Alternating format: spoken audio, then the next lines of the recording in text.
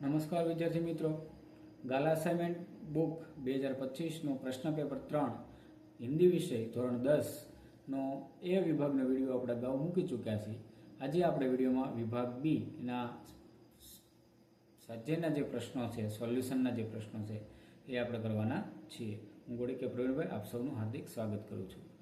વિદ્યાર્થી મિત્રો, આપણે વધારે ટાઈમ નહીં લેતા, જોઈએ વિભાગ બી એટલે કે पद्य विभागना કેટલાક प्रश्नों.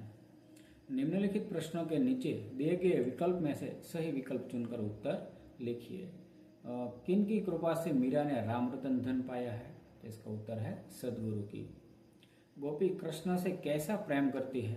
तो इसका उत्तर है निश्चल.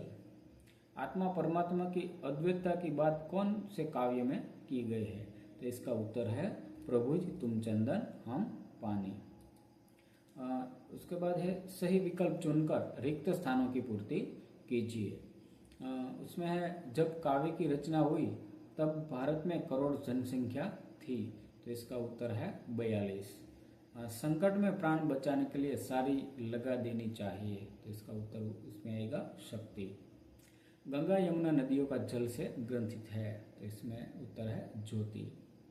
उसके बाद की सूचना है कि निम्नलिखित वाक्यों में से सही वाक्यांश चुनकर वाक्य फिर से लिखिए. इसमें है साधु बाहर से नम्र दिखते हैं. कवि ने भारत की जनशक्ति को महान बताया है. और 23वां है कवि को कश्मीर से चश्मे रुमानी और फूल ईमानी लगते हैं. उसके बाद की सूचना है निम्नलिखित प्रश्नों के उत्तर एक एक वाक्य में लिखिए. इंद्र ने खोखले वृक्ष में क्या देखा? तो उसका उत्तर है इंद्र ने खोखले वृक्ष में सुंदर तोते को देखा. वजीर में दाने नहीं थे का क्या अर्थ है? तो वजीर में दाने नहीं थे का अर्थ है वजीर दानेदार यानी बुद्धिमान नहीं था. निम्नलिखित प्रश्न का उत्तर 2-3 वाक्यों में लिखिए. कवि ने भूख की दशा को क्यों सुंदर कहा है? तो प्रत्येक प्राणी भूख की दशा में लड़ने यानी कि संघर्ष करने के लिए तैयार हो जाता है.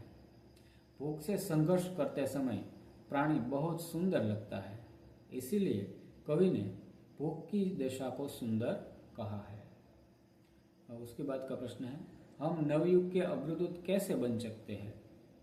तो हम लोगों ने दिलों में असंतोष की भावना दूर करके उनमें संतोष की भाव पैदा करेंगे. पृथ्वी पर हम लोगों को स्वर्ग जैसी सुविधा प्रदान करेंगे. हम उन्नति के पथ पर आगे बढ़ते रहेंगे और लोगों का मार्गदर्शन करते रहेंगे. इस तरह हम नवयुग के अग्रदूत बन सकते हैं. निम्नलिखित प्रश्न का उत्तर 4-5 वाक्य में लिखिए.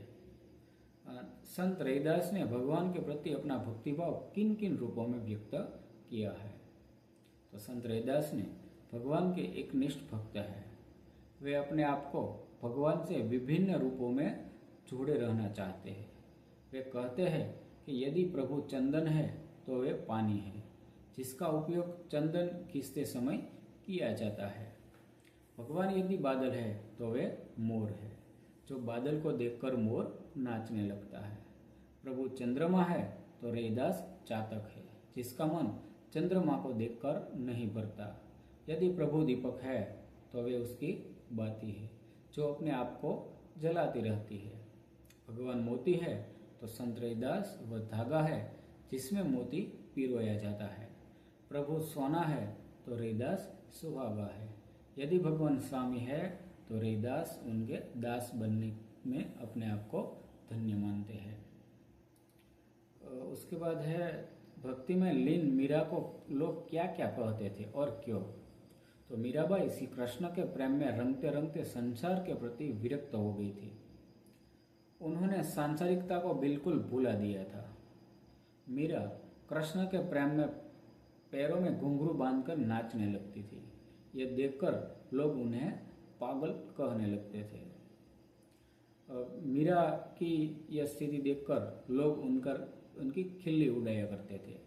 उनकी सास और राणा को मीरा को भक्तिभाव बिल्कुल अच्छा नहीं लग रहा था, इसलिए सास उन्हें कुल नाशिनी कहती थी और राणा को लगता था कि ऐसे प्राणी को जीवित नहीं रहना चाहिए, इसलिए उन्होंने मीरा को मारने के लिए विष का प्याला भेज दिया था।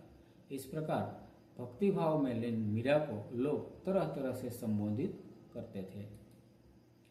उसके बाद है निम्नलिखित पंक्तियों का आशय स्पष्ट कीजिए। कुछ पंक्ति दी गई है। हम है नवयुग के अग्रदूत, हम काल जल्दी नाविक अभूत, हम साम्य दीप के नव प्रकाश, हम विजयोन्मादी क्रांति के पूत, हे प्रदीप्त गतिमान जागो और जगाओ। तो इसका उत्तर देखते हैं।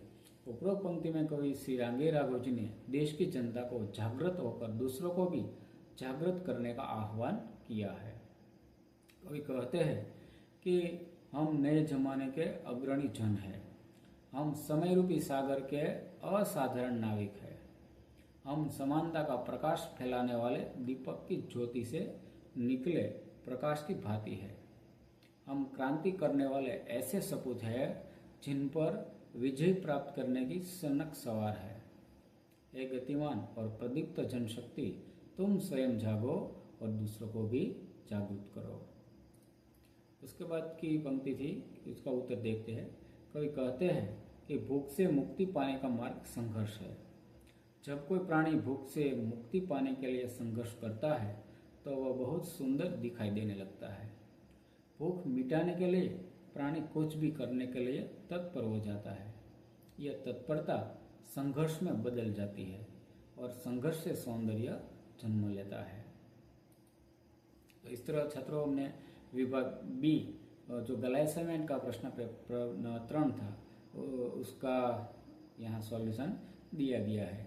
और जो आपको यह वीडियो अच्छी लगे और आपकी बोर्ड की परीक्षा के लिए तो अच्छे लगे तो आप इस वीडियो को अन्य छात्रों को भेजना और जो आप चैनल में सब्सक्राइब करना बाकी है तो सब्सक्राइब कर देना और ऐसे ही वीडियो देखने के लिए मेरे साथ जुड़े रहिए।